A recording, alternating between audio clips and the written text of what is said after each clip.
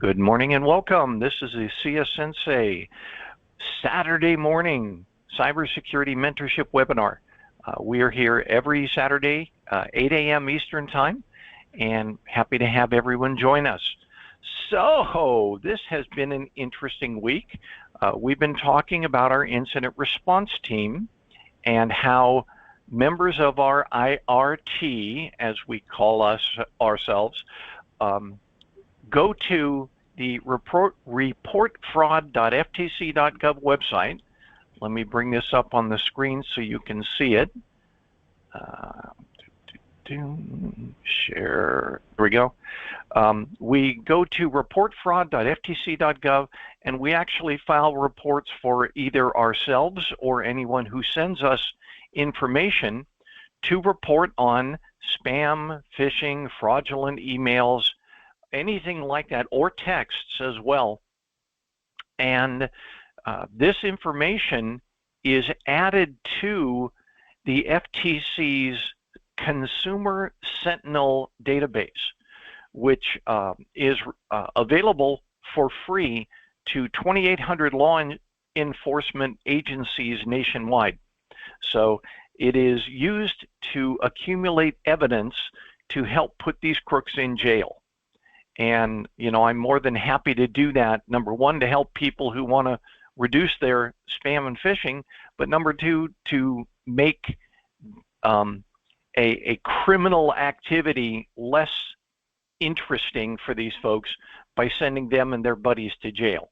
So in everything that we're doing here, we are trying to make this world a better place. I really, want to emphasize that in what we're doing here. Good morning, Twyla. Good morning. How are y'all doing? Wonderful, wonderful. So the important thing for us to remember is, as incident response team members, and David, you asked about this, the first thing you do is you get spam, you go out and report it on reportfraud.ftc.gov. Oh, and I want to remind you that most all of the fields on this FTC report form are optional. In other words, if somebody sends you something and says, I want you to report this for me, you don't have to get their address, you don't have to get their phone number or anything like that. If they choose to share that with the FTC and law enforcement agencies, that's fine.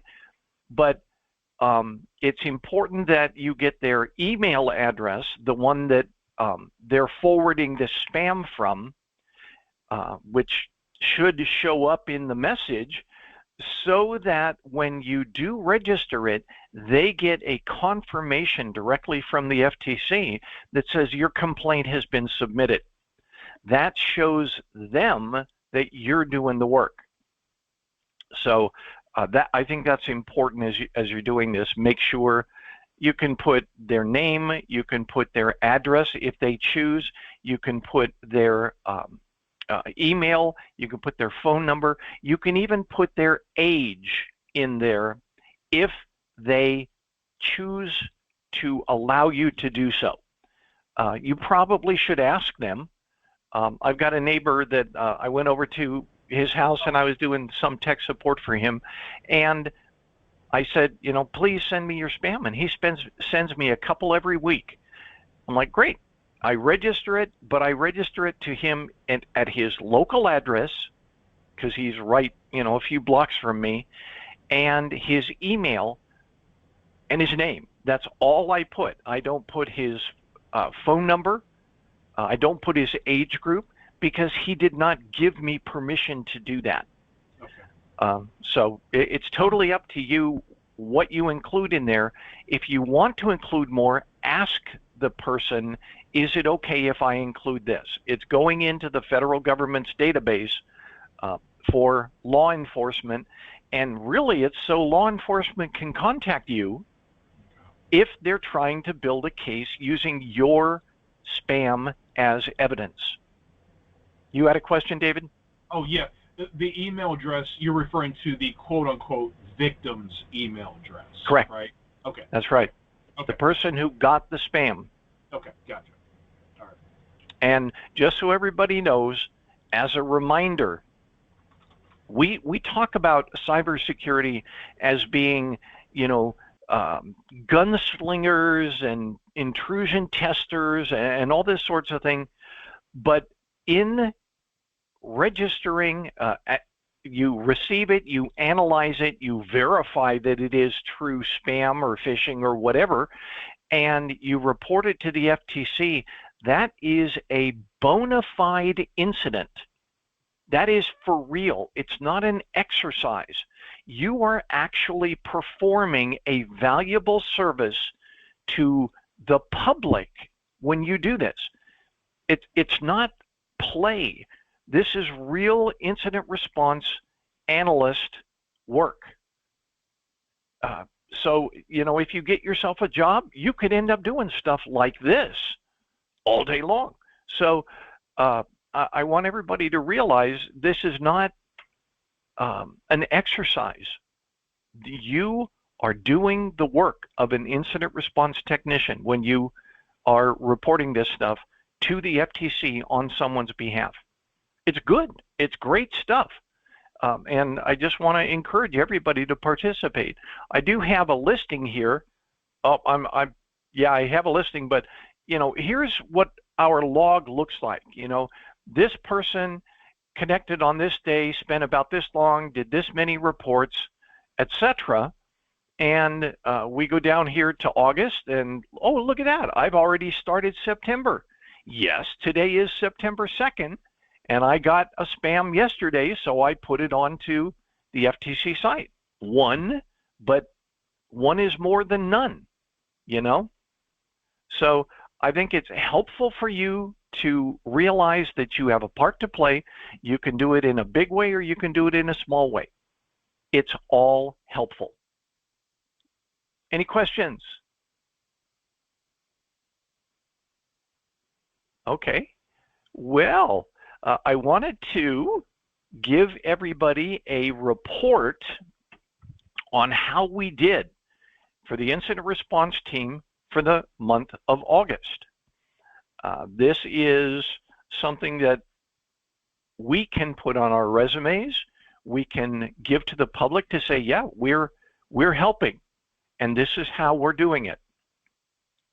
So in the month of August, we had a number of volunteers that went in and went to the FTC's website, did the reports, and documented them on our report form, which I put into our chat. So that is how you do it. Number one, you report fraud. It can be email or it can be texts. I got a couple texts in the last month. Spam, you know, obviously spam texts. See if I can find one. Radiology Partners, no. Hello from Cox, no. There it is. Here's one. And let me scale it up a little bit. It says item delete. IATEM. ITATEM. Your account with ITATEM has been deleted for inactivity. Go to this link to, you know, bring it back or whatever. Well, I don't have an account with these folks, and it arrived from a number that I'm unfamiliar with. That to me is reportable. So you can even do those type of messages. Oh, here's another one. Take a look at the phone number that this came from. I don't know if you can, if it's in focus, but it's from 447425142611. What? That if that is real, that's a international phone number. And it says package tracking. Yeah, right. Your package arrived at the transit center but could not be delivered due to incomplete address information. Click here for details. No. By the way, it says best regards, USPS customer service. No, no thank you. I'm not going to do that. That's reportable. So if somebody sends you something or asks you, just what is it, it's fraudulent. In other words, somebody says there's something that they're not. That's the easiest way to think about it. How many of us get those Kohl's or Ace Hardware or whatever? Those are reportable. So as you're doing it, that's what you're looking for, or you're asking others to look for. So here's our statistics for the month of August. We had 5 people who participated from this team in incident response activities. They reported, they went into and reported a total of 20 sessions. During those sessions, they reported a total of 60 incidents. All right, 60. It's not a great big number right now, but it could be. It could be 600. It could be 6,000. We're getting started, and this is a great start. Total time spent, 7 hours and 40 minutes in the month of August. But that's split out across 5 people. So it sounds like a lot, but that's where we as a team show our power. You guys spent how long? We spent this long. You may have only spent 30 minutes, but somebody else may have spent 2 hours. Add it all up, and we have done a valuable service. See what I'm saying? So here we go. This month's, or last month's, top analyst was Melanie. And I'm going to forward her this. She can put this into her resume. Now listen to this. She has literally 3 things she can put in there. Number 1, I was a member of the CS-Sensei mentorship team as a mentee. That is your title, cybersecurity mentee. That is experience that belongs on your resume, as high as you can get it. Number 2, you have also experience as an IRT analyst with the CyberSecurity-Sensei incident response team. Those are 2 different experiences. 1, cybersecurity mentee. 2, incident response analyst. See what I'm saying? Those are 1, 2 on your resume. And Melanie gets to put in under the incident response team that she was top analyst for the month of August 2023. It's all helpful. We're trying to get everybody as much experience as you can to pack into your resume to show why you're different. There are lots of people that say, hire me. I'm a hard worker, hire me. I just got this degree in cybersecurity, hire me. But what we don't frequently see is people who are actually doing the work. This is doing the work. So here are the members that have participated in the incident response team since we started it, the last week of June. I would like to double or triple those names and, get 10 times more reports. So if you want to participate, that's how you do it. Collect spam, phishing, fraudulent emails or texts from yourself, your family, your friends. I do suggest that you not do it at your work.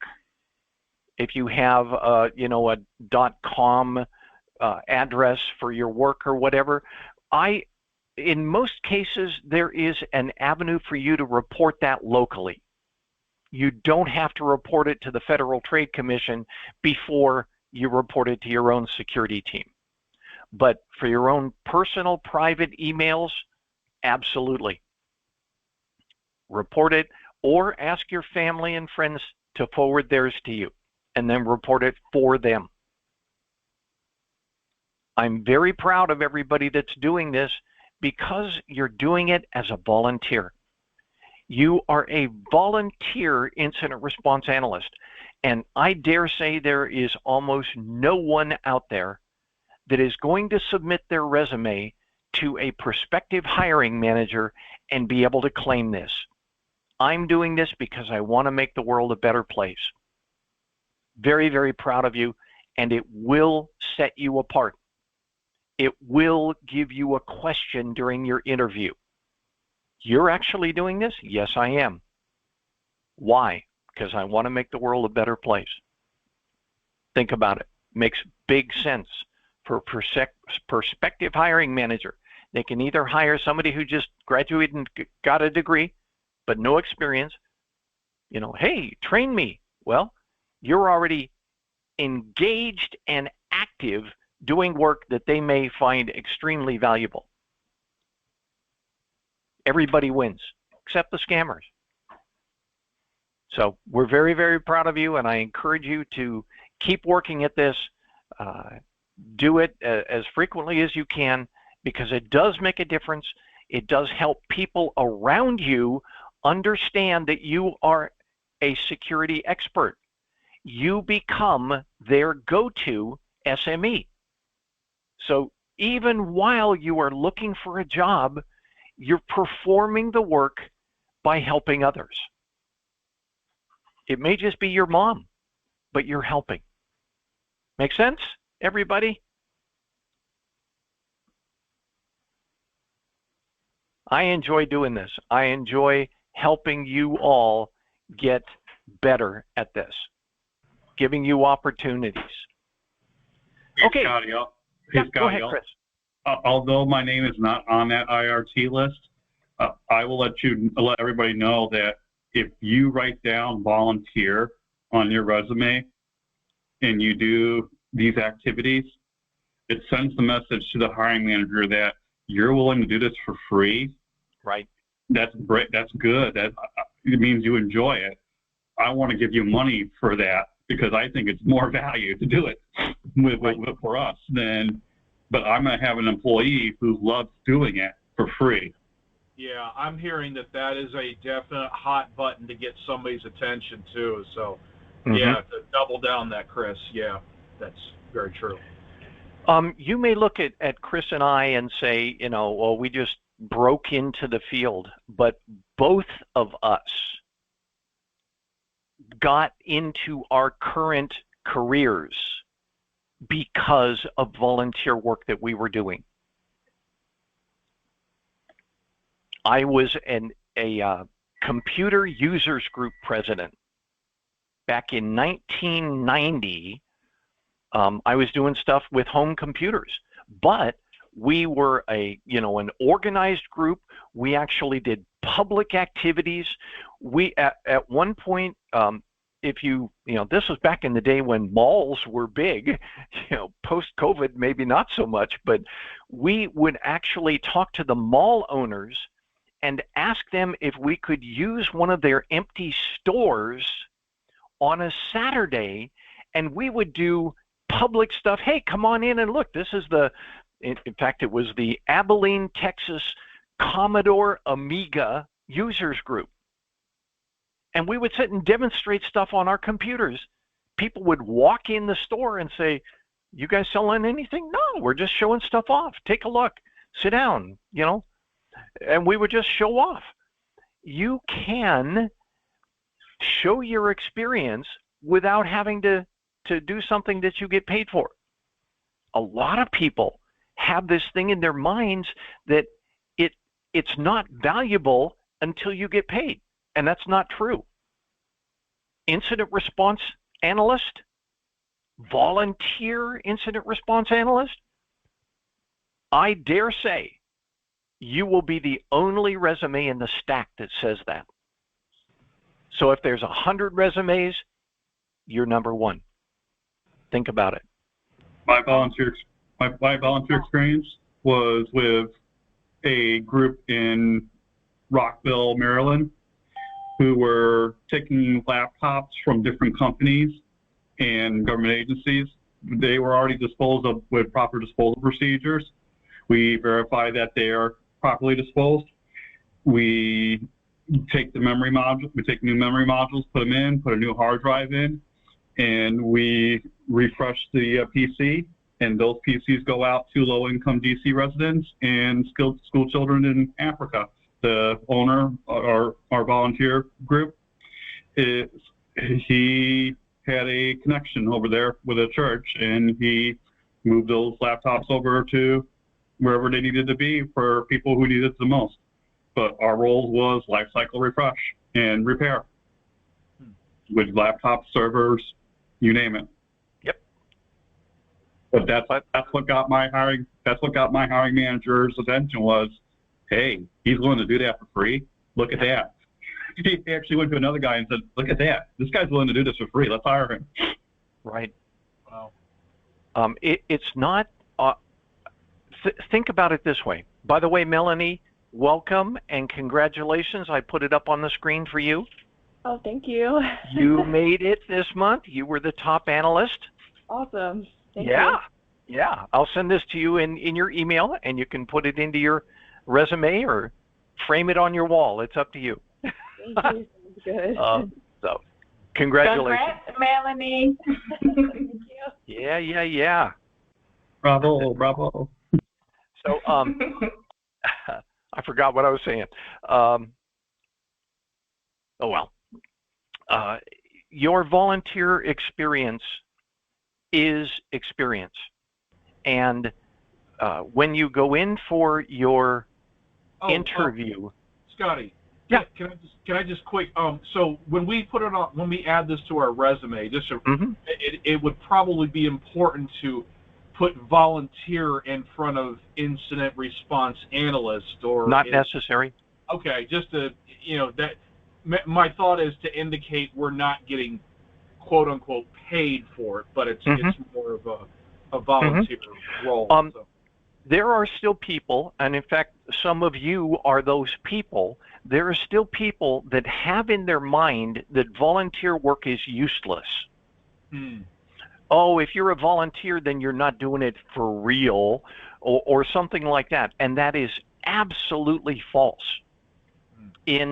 I was in a training session with the U.S. Office of Personnel Management, the people that are in charge of HR for the federal government. And they said, experience is experience.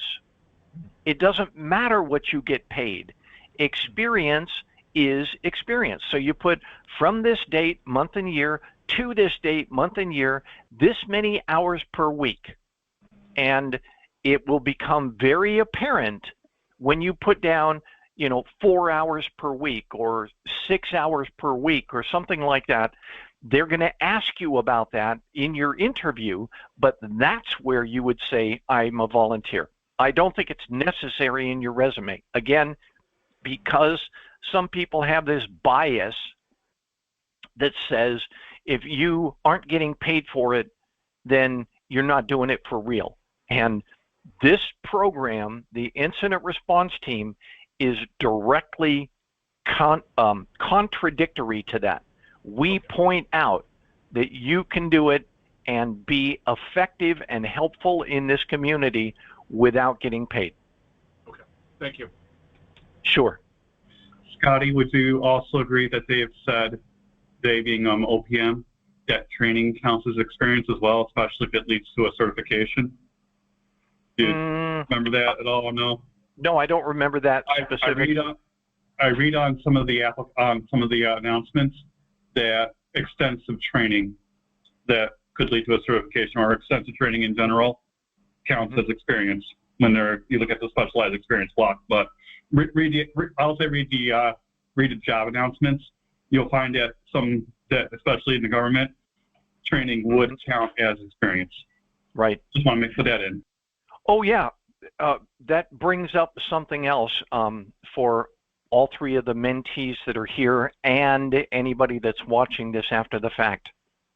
Chris and I have been asked to review resumes, a number of resumes. We're happy to do it, and hopefully you can see that we're trying to be as helpful as we can without sounding like we're being critical.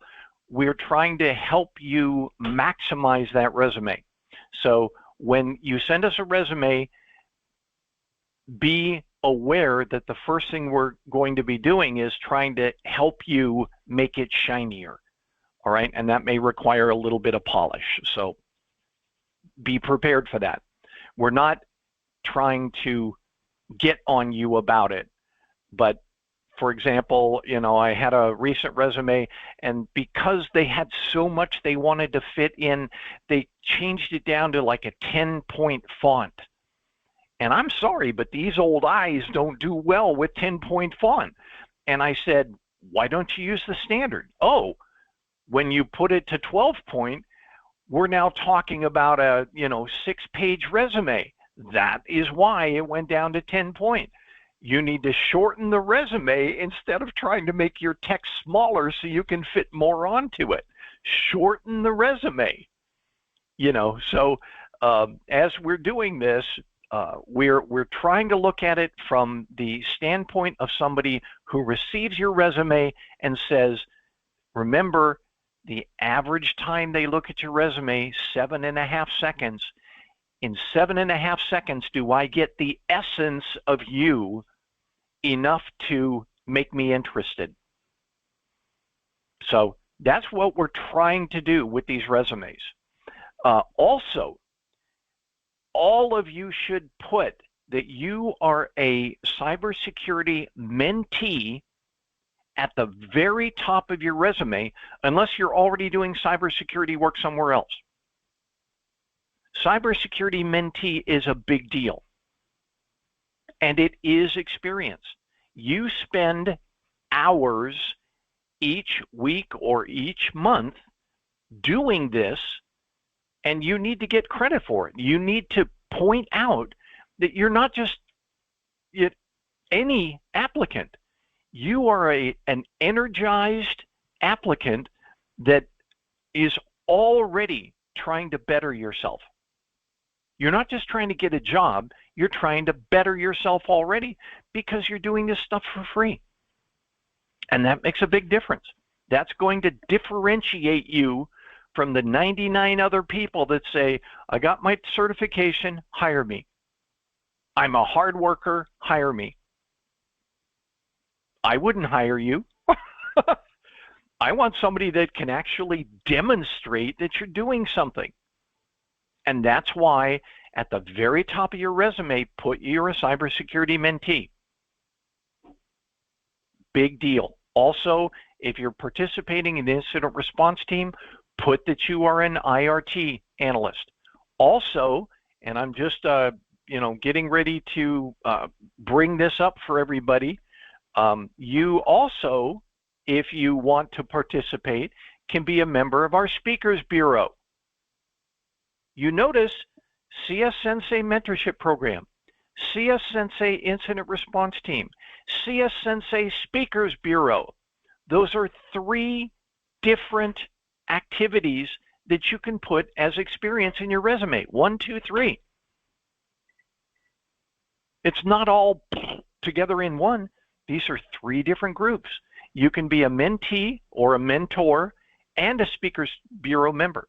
You can be a mentee or a mentor and an incident response analyst. That's why they fit in different places in your experience blocks. Make sense? We're trying to give you something that you can actually say, I do this, I do this, I do this, compared to somebody who says, I got my degree, hire me. That's not going to fly. I would drop them like a hot rock. But somebody who's actually doing work, oh, you know how to do this? Yep. I practice it every week. Oh, great. You're talking about, when we're talking here in the mentorship program, you notice we don't talk about tools very much. We don't talk about this software or this special appliance or whatever. We don't have time to do that with you. You should be studying those own things on your own, finding what interests you. But what we're trying to do is give you that energy that shows that you have interest in this career field. And we also put it in a form that will impress your prospective hiring manager, because we talk about, and I always try and go back to this, 3 main things that we try and do when we're talking about these things. Number one, what is the business risk? In other words, if you were the CISO for whatever company you're interested in working for, if you were the CISO and you saw these current events and you saw these new vulnerability reports and you saw these new tools, what would you think? Number one, is it a risk to us? Or if we don't do this, would it be a risk to us? What is the bottom line?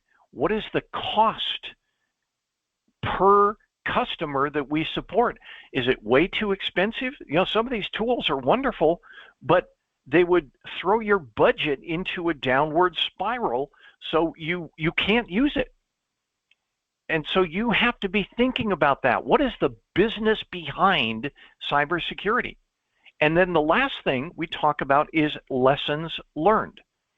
Lessons learned, there's three things: what worked, what didn't work, and how can we change it in the future so it'll work better.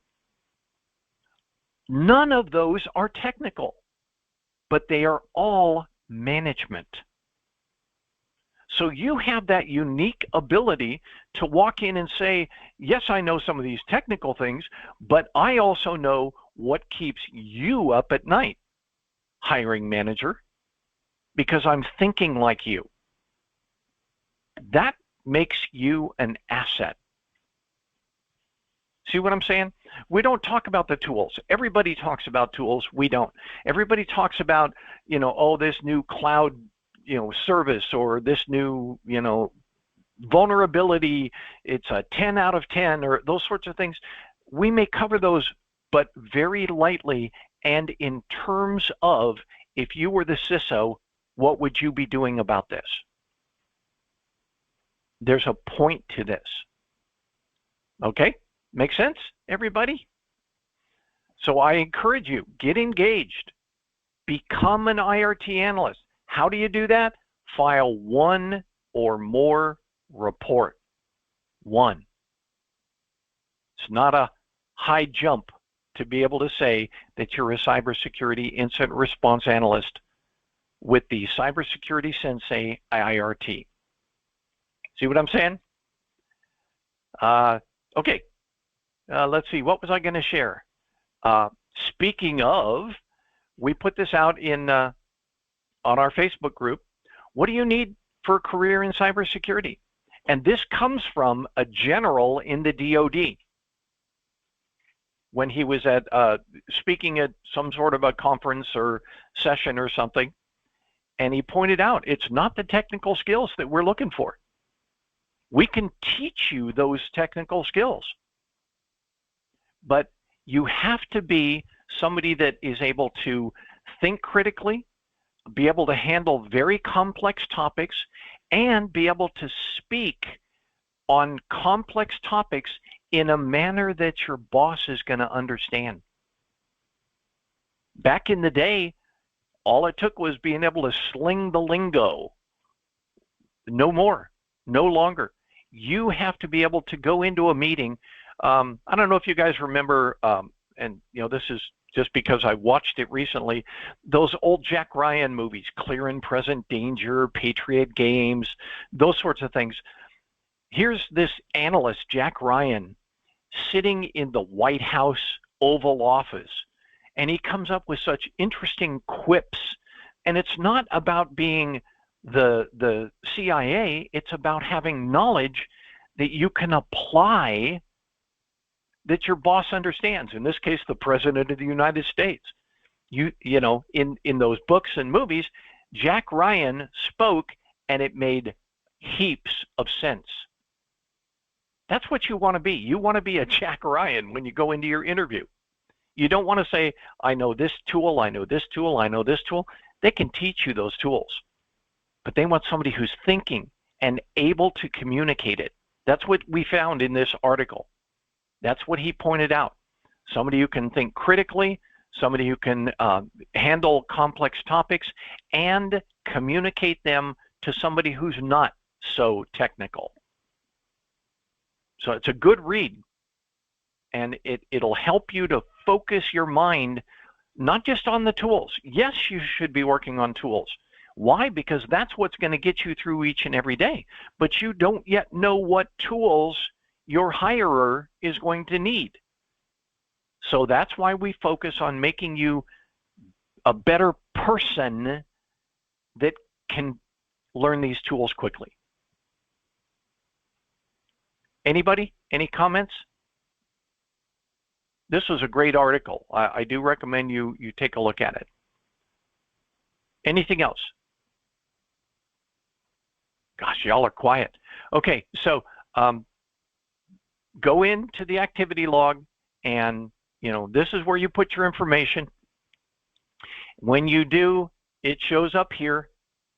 And like I said, Melanie, you rock. And she did it with 21 reports. Now, I fully anticipate that's going to be a challenge to everybody else who said, what? She made 21? I can do 21. Well, good, Melanie. That means you have to do 41 next month or this month. See what I'm saying? Oh, wow. I can try. Okay. Well, it will help you also remember that the more you tell it to people around you, the more they're going to send it to you, and all you have to do is sit down, in between reading emails. Oh, I have to file that report. File the report, put it in the incident response team report form, done, move on. Look at my reports. I did 5, 1, 2, 2. Okay, it's not a big number. I did 2 on the 31st. I did 1 yesterday. It doesn't have to be this big, massive amount of time. Pop in, do the report, move on. And that's what will get you your numbers. By the way, Melanie, you do note that I had more than you, but I'm not a mentee. I'm not a mentee. I don't need to be the top analyst for the month. This is specifically focused on our mentees. I'm not going to award top analyst to a mentor. Sorry, Chris.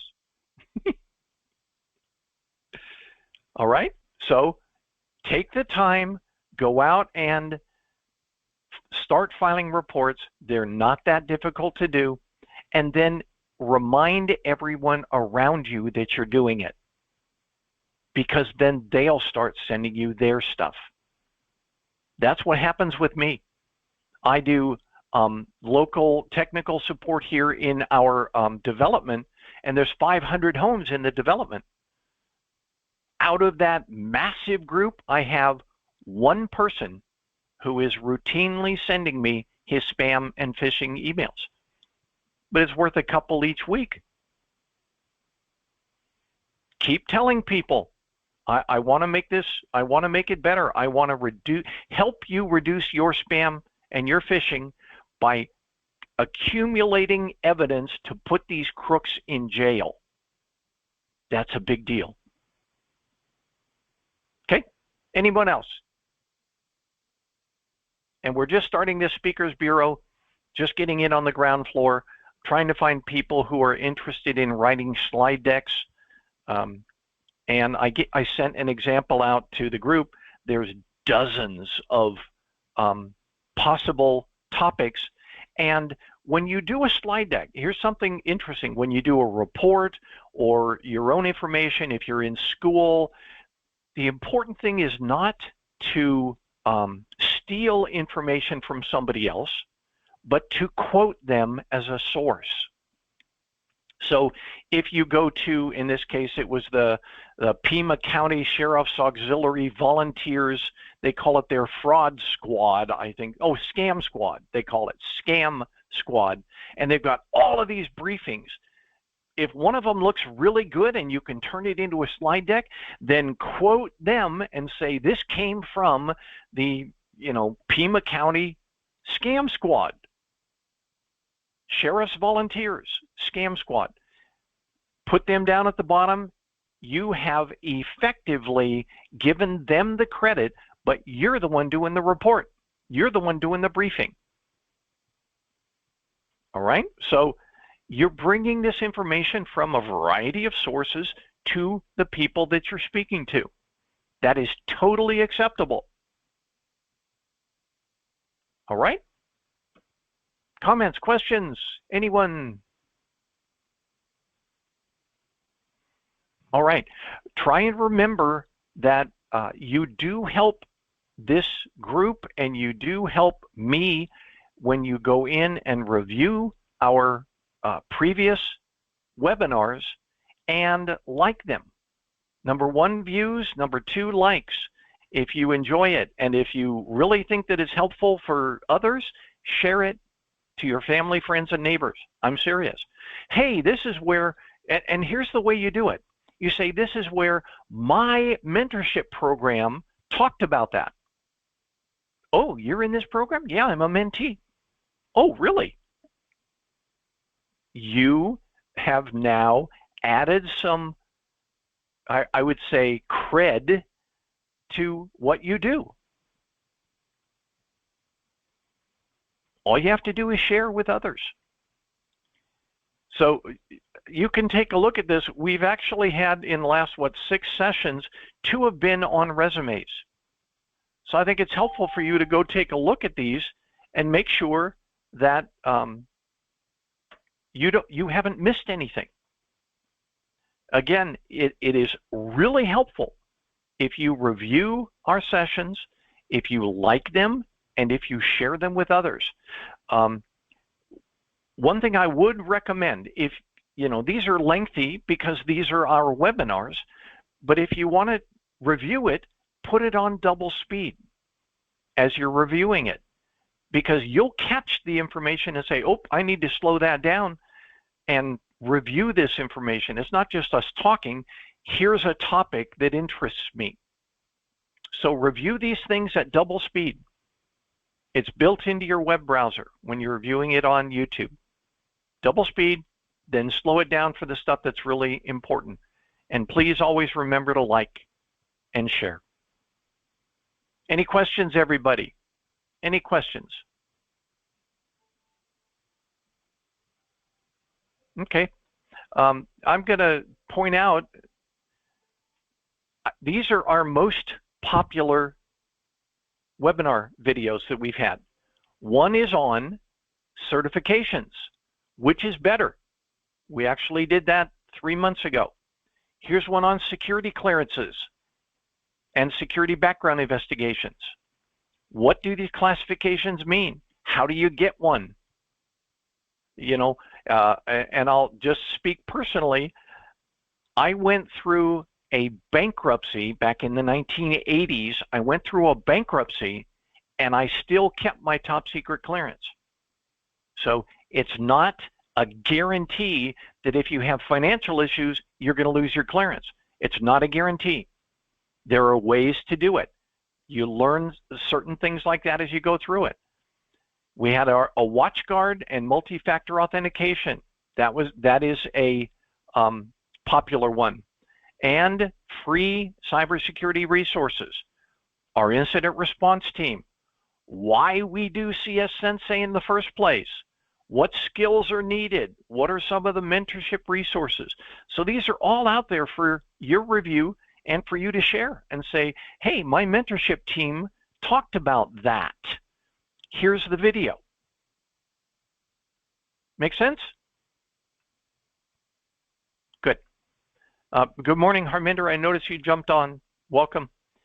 And one other thing I would ask everyone, or I would suggest to each one of you, remember to put Chris and I in your network on LinkedIn.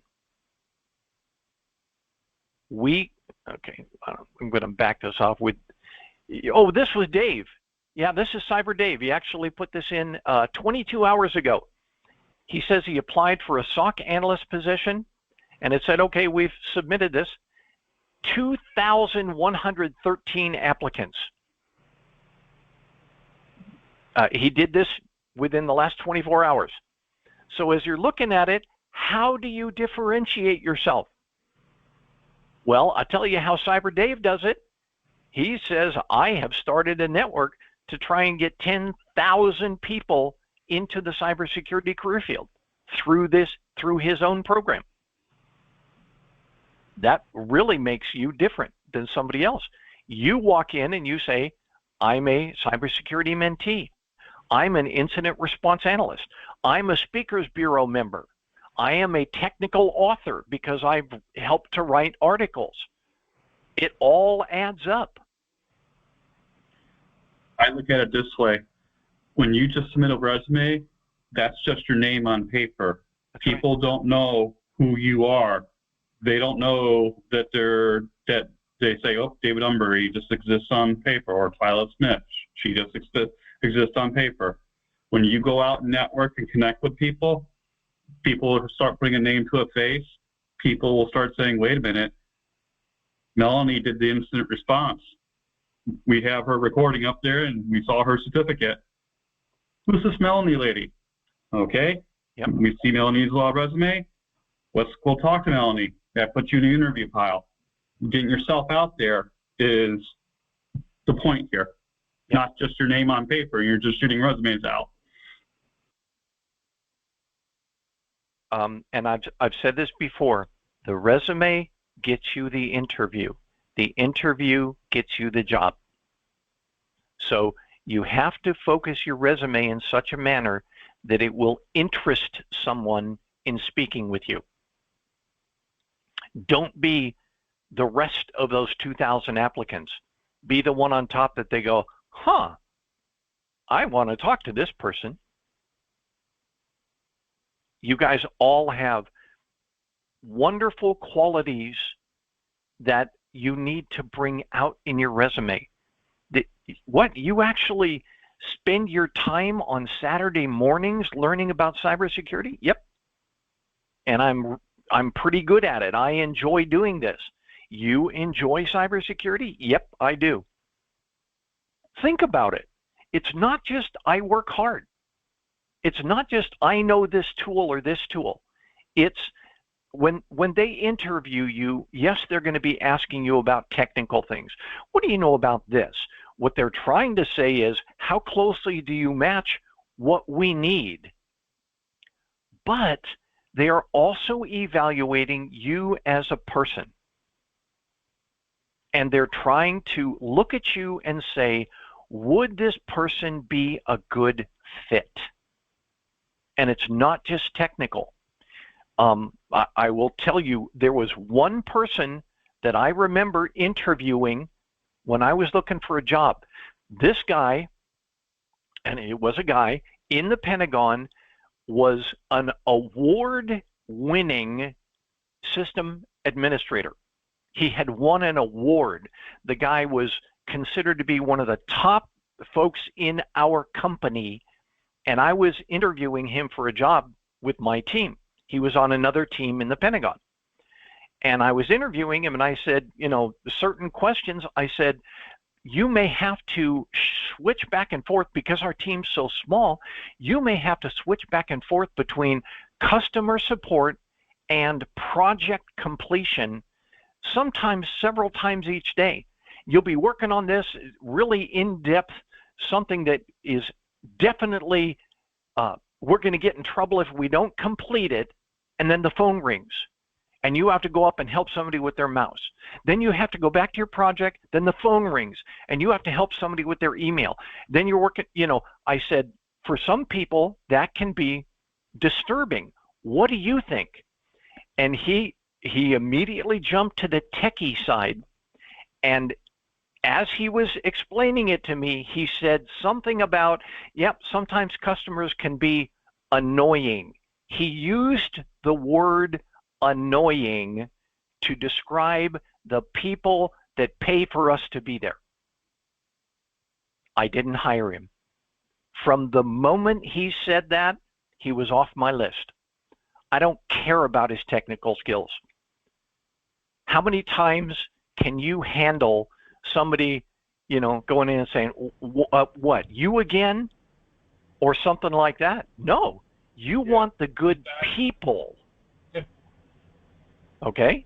That's what they're interviewing you for. And you want to be able to knock the ball out of the park in your interview. It's not your technical skills they want. They're looking at you, the person. So you want to be bright. You want to be energetic. You want to be enthusiastic. You want to say, I enjoy this. You enjoy cybersecurity? I sure do. So much that I'm learning this all on my own time. It interests me that much. Oh, wow. You've moved from the applicant file to the somebody who's already got the mindset file. Scotty, I have a story about positive mindset. Yeah. So I had a caller from our HR, and we just introduced a new software to her called Visio. It's a diagram creation tool. And she's when I say brand new to Visio, like the boss told her, hey, you need to do a Visio diagram. We're going to give you Visio. And wow. Yeah, so approved all that great stuff, going through our process that y'all don't need to know about that. She gets the install, and I was communicating with her saying, yep, you're fine, great, wonderful, you're good to go. She calls me a second time going, hey, do you have any documentation to help me out? So, of course, I happily showed her where the documentation is to help her out, to get the training, show where in our learning platform that is, and said, hey, it doesn't hurt you to do YouTube. She goes, YouTube's allowed on our Department of Labor network? And I go, yes, it is. You are more than welcome to use it. She said, fine, thank you very much. Then about a day later, she calls me a third time. She goes, I must be this annoying customer. And I go, no, I am paid for this and I enjoy it. I want to help you. I want to make sure you can do your job. And all of a sudden that just lowers her tension, and she starts blasting away questions. I was able to happily answer it. But those are the type of people that we look for is, hey, you love this technology, you play with it at home, you do your labs, you talk about it on Saturday mornings. That's what people look for, and that's what makes people feel much more comfortable talking to you as a resource. And I get accolades all the time for that kind of attitude, and that I want the same for our mentees here too. Yep. Question regarding that. Sure. Scotty, it really, I guess, for both of you, would you say that, I'm kind of tying in the guy that you interviewed, that someone is going to be hired, well, certainly their technical skills, but their attitude is what's going to get them hired? Just their approach. Absolutely. It's the total package. And it's very difficult to indicate your attitude in your resume. Yes. So that's where your attitude has to come out, is in your interview. But remember, the resume gets you the interview. So, you've got to, I will say that of all the resumes I've looked at, one of them, I actually gave the feedback. I said, this was a joy to read. It wasn't, I did this, I did this, I did this, I did this. No, it showed the interest of the applicant. It showed some enthusiasm in there, things that this person actually found interesting, and, as hobby or whatever, things that weren't directly related, but they indirectly showed what type of person this was. That all comes out in a resume, but you've got to get somebody to read it past that first 7.5 seconds. And so that's why you slam your cybersecurity stuff way up to the top. You slam it to the top of all of your security, of all of your experience blocks. I've seen a number of resumes that say, I did this, did this, did this, did this, and oh, by the way, and this is the most valuable thing, but they only did it once or twice. No, put it at the top of your experience block. The experience block, I say it every time, the experience block is not, I did this the most, I did this the second most. No, Put it in terms of your reader. What are they looking for? Put that highest. Even if you only did it once, put it highest. Catch their interest. Go ahead, Chris. I echo Scotty on that. One of the positions I got an interview for, I'd done privacy and cybersecurity maybe just a few times, but I moved it up to the top, and that's what got me into the interview pile. Yep. One of the reasons why I got into the interview pile. The second reason was I was networking around this person. I worked on a project with her, and she said, "Yep, I know Chris. I want to interview him." So networking and resume. Yep. Position is good. And I encourage you to look at job vacancy announcements now, even if you're not hot on the job trail, because you will see they put stuff in the job vacancy announcement that you are going to need to reflect in that resume. Don't use one resume for every application, because one will be for like incident response analyst, but one will be for an auditor, one will be for a compliance analyst, one will be for, you know, a tool, somebody who's using a particular tool. You need to try and make your resume match the vacancy as much as you can. Don't get it in your mind that you have one resume and you use it for everything. Have a series of resumes and practice with them. At one point, I remember I had a total of 6 resumes because there were various things that I wanted to have them focus toward. So if something came out, I could pull the trigger immediately on it and forward it. I do a little bit of review to match it against the vacancy announcement, and I'm ready to pull the trigger. At one point, I had 6 different resumes because they were all focused on different things I did. So think about it, and think about adding a resume just for like incident response now that you're doing IRT. Chris. Be the person with many hats. Yep. Yep. And one resume for all of those will not shine. Have one resume for each one of your interests or each one of your strengths. Okay? Okay, that's all we got, folks. We're out of time. Wow. It's been a fast hour, but I appreciate everybody joining in. Any last minute questions before we depart? I do. Oh, good. Sorry, Melanie. I'll go quick. For this mentorship program, this goes under on our resumes under experience. Yes, like it does. Position to be okay.